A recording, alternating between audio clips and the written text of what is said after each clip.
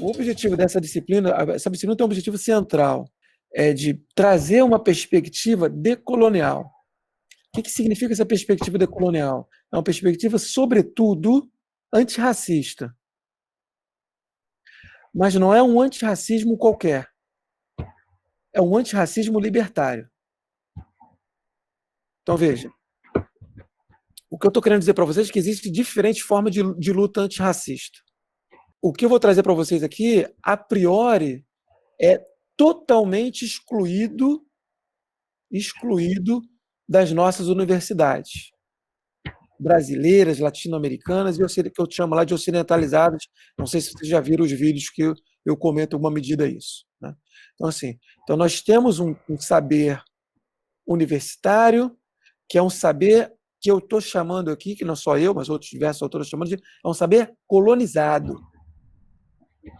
Absolutamente colonizado. O que significa o saber colonizado? O saber colonizado é um saber eurocentrado, é um saber ocidentalizado, é um saber racista. É esse saber que é difundido em todas as universidades do Brasil, inclusive na nossa. Então, eu estou propondo um curso que vá na contramão absolutamente desse processo. E aí, eu acho que eu falei isso lá no primeiro vídeo que eu apresentei. Assim, enquanto professor negro e de origem popular, é meu dever fazer isso. E aí, assim, eu fico muito feliz em ver diversos alunos negros aqui na turma, para que, primeiro, que o negro e o indígena, né, embora o indígena seja no menor, negro, indígena e o branco, pobre, popular, né, possa se sentir, em alguma medida, com alguma, como é que eu posso dizer, com alguma referência, né, com algo que lhe diga respeito, pelo menos. Porque estudar, né, aí no caso da ciência política, estudar como vocês estudam, como eu estudei. Nossa universidade estudou, a gente tem mesmo, estudar Hobbes, Locke, Rousseau, Kant, Montesquieu, Tocqueville, Hegel, Marx,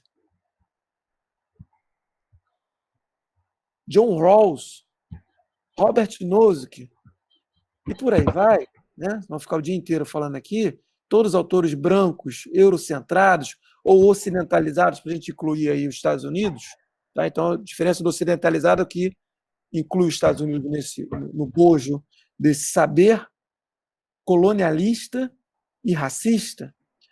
Eu quero travar aqui com vocês diversos pontos, diversas questões, diversos temas que poucos são discutidos na universidade. E quando são discutidos muito enviesadamente. Enviesadamente por quê? Porque, na melhor das hipóteses, tem uma crítica moderna e eurocentrada à parte do eurocentrismo. Na melhor das hipóteses, é isso. É uma crítica moderna, eurocentrada, vou repetir, moderna, eurocentrada à parte do eurocentrismo, que não significa, portanto, uma crítica decolonial. E uma crítica decolonial, ela é realizada a priori, ela tem que ser a priori, né, não necessariamente, mas a priori tem que ser realizada desde da parte colonizada do mundo. E a gente está falando aqui da América Latina, em particular do Brasil. Tá? Só para a gente poder entender um pouco isso, obviamente que ao longo do curso eu vou apresentar para vocês os conceitos que moldam essa nossa disciplina e esse saber.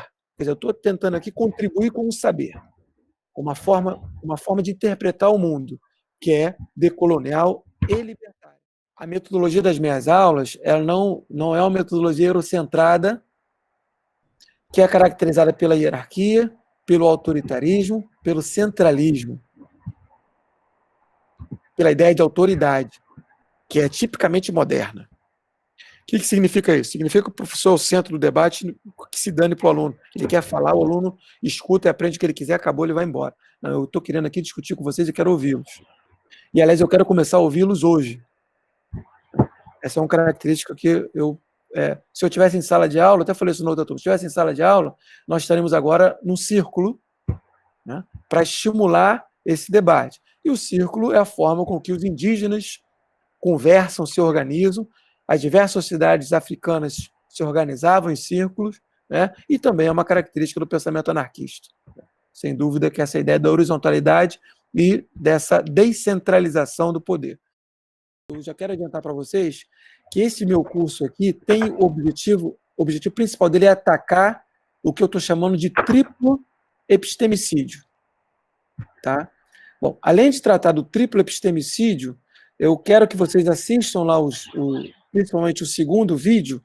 Eu já preparei até um terceiro também sobre esse tema, mas o segundo vídeo eu trato de 4 conceitos fundamentais que vão dar suporte aqui para nossas interpretações. Quais sejam o conceito de epistemicídio, o conceito de racismo epistêmico, o conceito de colonialidade do saber e o conceito de historicídio. Esse triplo epistemicídio tem a base de exclusão do pensamento negro, de negros e negras, exclusão do pensamento indígena e exclusão do pensamento anarquista das universidades. E eu já digo para vocês aqui de antemão, tenho quase certeza que vocês, não só da universidade, aliás, deixa eu ampliar, do ensino como um todo. Eu tenho quase certeza que vocês não estudaram autores negros no ensino médio, autores indígenas no ensino médio e praticamente não estudaram autores anarquistas. Vocês aqui na Universidade de Ciências Sociais, na maior universidade do Brasil, eu tenho quase certeza que vocês também, se estudaram, esses autores foram passados de forma muito lateral para vocês. E aí é isso que eu estou chamando de triplo epistemicídio, que exclui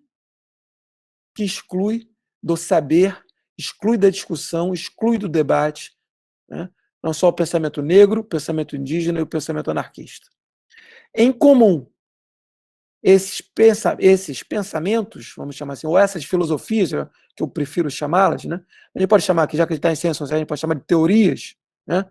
Essas teorias, perspectivas teóricas, elas, quando cientes do seu lugar, elas atentam contra a modernidade e contra a colonialidade do poder, que é o que eu vou explicar para vocês depois. Então, assim, no seu conjunto, e aí, quando eu estou falando do seu conjunto, eu estou pensando, por exemplo, aqui no Abdias de Nascimento, estou pensando numa Lélia Gonzalez, estou pensando, e aí, além disso, além de pensar nesse, estou pensando, para citar autores indígenas, pensando no Krenak, estou pensando no Munduruku, estou pensando no Schopenhauer. Estou pensando em Bakunin, em Kropotkin e Emma Goldman. Estou pensando agora, a partir da perspectiva decolonial, estou pensando numa Catherine Walsh, na Maria Lugunos, estou pensando no Ramon Grossfogel. Ou seja, são autores, né, que atentam contra os princípios da modernidade. É uma aula para desconstrução da modernidade e colonialidade. Desconstrução epistemológica. Desconstrução da colonialidade do saber. Eu costumo chamar de desintoxicação epistêmica. Bom, porque nós fomos treinados, para quem está mais tempo na universidade, você é treinado a pensar do ponto de vista europeu. É treinado. Pode ter uma outra exceção aqui. A regra é aqui, que se tiver um ou outro, vai ser a exceção, não é a regra, né? Bom, então, o que eu quero mostrar para vocês, primeiro, assim, eu quero que vocês entendam uma crítica desse saber ocidentalizado. A modernidade é aquilo que foi construída, a modernidade foi construída a partir da conquista das Américas. A conquista das Américas foi quando os europeus, e aí os espanhóis, depois os portugueses, depois ingleses, holandeses, franceses e companhia, chegaram aqui às Américas e tomaram, exterminaram, praticaram genocídio contra os povos que aqui estavam, os povos indígenas, e sequestraram negros da África e trouxeram para cá para a produção de riqueza para esses governantes brancos. Então, assim, esse é o processo aí de... E aí, a partir daí, você começa a ideia da modernidade, que para esse pensamento ela começa em 1492, e o principal fator dela que perpassa por todo, que a estrutura é a ideia de racismo? Primeiro, é a ideia da criação de raça. Da criação da ideia de raça, melhor dizendo. Foi nesse momento que foi criada a ideia de raça. E, consequentemente, veio o racismo daí.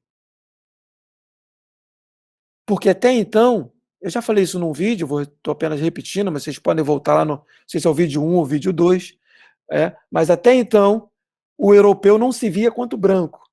Não existia isso, eu sou branco, não existia isso. Ah, ele é indígena, ou ele é negro, não tinha isso, não existia. Primeiro que aqui de milhares, mais de 1000 povos indígenas falando mais de 1000 línguas diferentes. Aqui no Brasil, só no Brasil. Mais de 1000 povos com 1000 línguas diferentes aqui que foram exterminadas. Nenhum indígena falou, eu sou índio, nem existia isso. Nenhum negro falou, eu sou negro. E o branco também não se falava como branco. Então, a primeira, e aí o Henrique Dúcio, o Grossfogel, Catherine Walsh, Maldonado Torres, são todos que a gente vai tratar aqui. Quer dizer, não sei se eu vou conseguir tratar todos, mas eles vão dizer que a identidade indígena é a primeira identidade moderna. E essa ideia de identidade, quer dizer, o primeiro ponto que aí que vai sustentar essa modernidade é dizer assim, surgiu a partir de uma dúvida, esse indígena é humano ou não é humano? Esse negro é humano ou não é humano? Olha, essa dúvida sobre a humanidade do outro é que estruturou a ideia de modernidade e de colonialidade. Bom, a modernidade ela vem em comum, surge com outro conceito que é o de colonialismo. Então tem a modernidade, que ela vem casada com a ideia de colonialismo, que significa isso, a conquista das Américas e a conquista da África. Sob a ideia de racismo. O Estado, por isso é libertário, e é libertário no sentido anarquista mesmo. O Estado foi criado, o Estado moderno, foi ele, quero repetir isso 1000 vezes, por favor, Estado moderno, europeu, foi criado para escravizar, matar, oprimir, extrair riquezas de negros e indígenas, para favorecer os governantes brancos europeus. Caramba, ficou bonito, hein? Vamos gravar esse negócio, vou fazer um vídeo só com essa frase, hein? Vídeo de 10 segundos, hein? Só para marcar. Não, tem que marcar. Eu gostei legal do vídeo agora eu gostei, mas...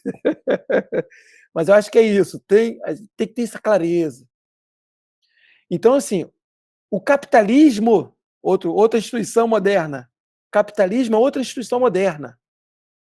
E esse capitalismo foi criado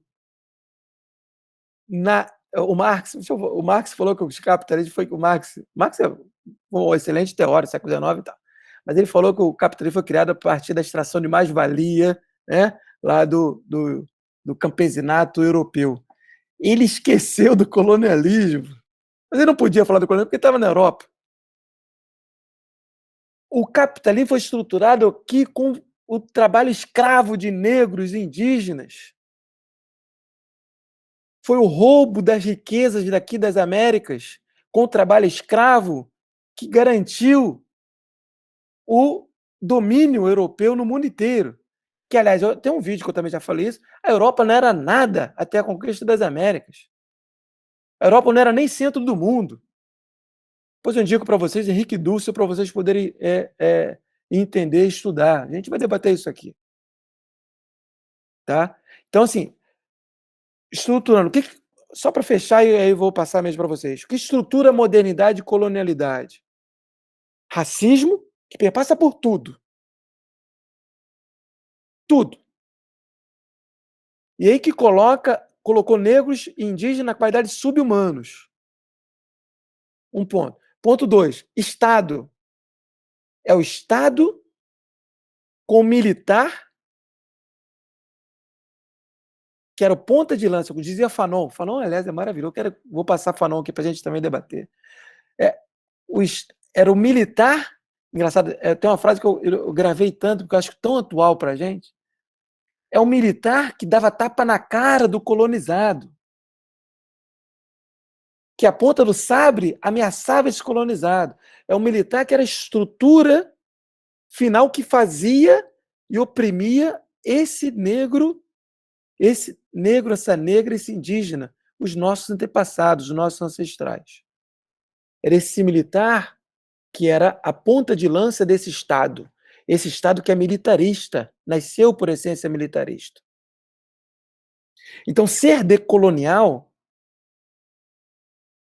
e ciente do seu lugar de fala e ciente da sua história, tem que ser anti-estatal. Além de saber fazer a crítica mais profunda ao Estado que nasceu para nos escravizar, não só o Estado, a prisão, a polícia, o militarismo, o igrejismo foi o que justificou toda a nossa. Quando eu falei que eram criadas uma igreja e uma prisão, as igrejas justificavam tudo isso. Desculpa se tem muitos religiosos aqui, mas do ponto de vista histórico, isso é inegável. É inegável. Bom, racismo, Estado, prisão, militarismo, igrejismo e outras, capitalismo, já falei, né? E isso tudo foi o que constituiu a modernidade, que permanece com todos os seus princípios até o dia de hoje. Então, essa luta decolonial é uma luta histórica, antimoderna, que todas as instituições que a gente citou, instituições modernas, foram instituições criadas para escravizar, aprender. E aí tem um dos textos que eu vou depois compartilhar com vocês, né? Eu até escrevi lá nesse texto que o negro, a negra, o indígena, ele é aceito, muito bem-vindo, desde que, vou fazer um vídeo só com essa frase também agora, hein?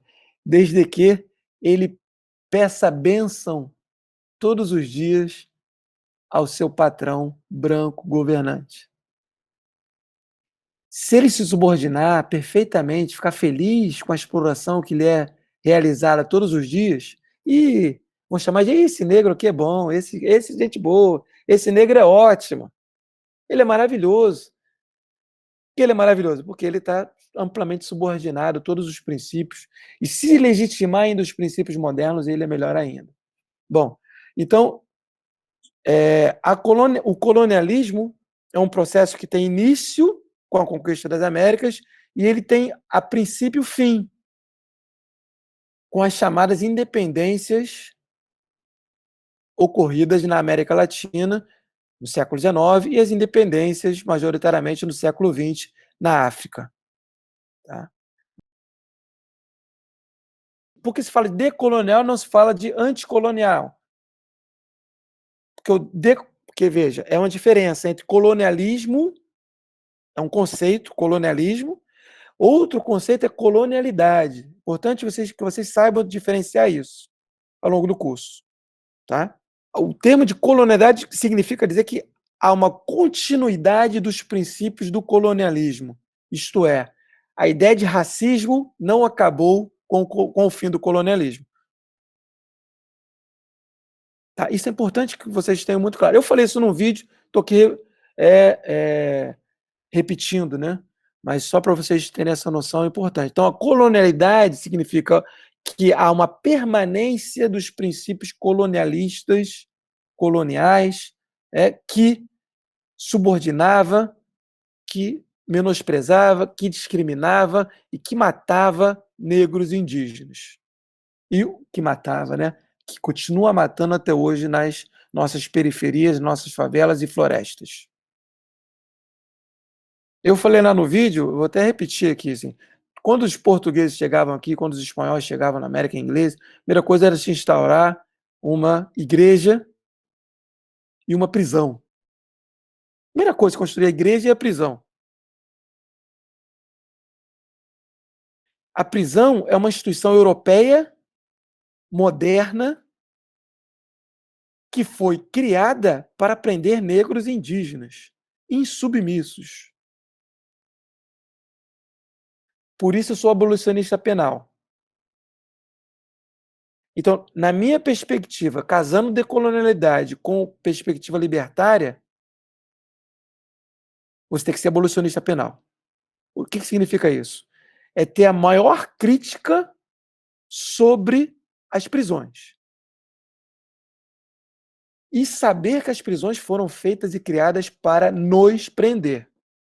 Porque, no fundo, todos nós somos treinados a acreditar que necessitamos de governo. Porque nós somos treinados a acreditar que necessitamos de tutela. Porque nós somos treinados a acreditar que precisamos de uma autoridade para nos guiar. Isso é o princípio da negação da liberdade. Isso é o princípio robesiano, que diz que a liberdade é maléfica, que o fundamental é ter a garantia, por isso que defende o Leviatã, que diz que sem Estado os homens seriam o lobo do homem, que os homens se matariam uns aos outros. Seria uma guerra de todos contra todos. Isso é o princípio máximo do hegelianismo, que tanto fundou para a direita quanto para a esquerda o marxismo como herdeiro da perspectiva hegeliana, que não consegue pensar para além do Estado. E o Estado significa governo. E governo foi realizado, foi criado para nos matar. É só isso que eu quero que vocês compreendam. Vocês pararem para pensar assim, caramba, tem a possibilidade de eu me autogovernar? Nunca me foi passado isso, porque a escola e a universidade, com todos esses autores eurocentrados, estadolátricos, aí vocês vão entender o que é o conceito de estadolatria. Eurocentrados, ocidentalizados, estadolátricos e racistas, eles nos induzem, nos dizem que é impossível viver sem o Estado, que é impossível ser autogovernado. É uma camisa de força que nos é imposta. Por isso que eu digo, eu sempre falo para meus alunos assim, o aluno que entra para ciências sociais e acha que vai sair daqui, vai aprender, se libertar, ele sai daqui mais conservador do que entra. Com essa literatura que vocês leem, que nós lemos, que é passada aqui, a tendência é sair mais conservador do que entra. Se você, igual muitos falaram aqui, se você não fizer uma leitura por fora, você vai sair daqui mais conservador. Porque a universidade foi criada para isso. Então, a decolonial contribui para o anarquista no sentido de entender que a raça é organizadora da nossa sociedade, da civilização, da nossa economia, da política, de tudo. Raça e racismo. E a libertária contribui no sentido de dizer, olha, o Estado é uma instituição que nasceu para te matar, te aprisionar, te subordinar, te fazer apenas como produtor de riqueza para os governantes brancos.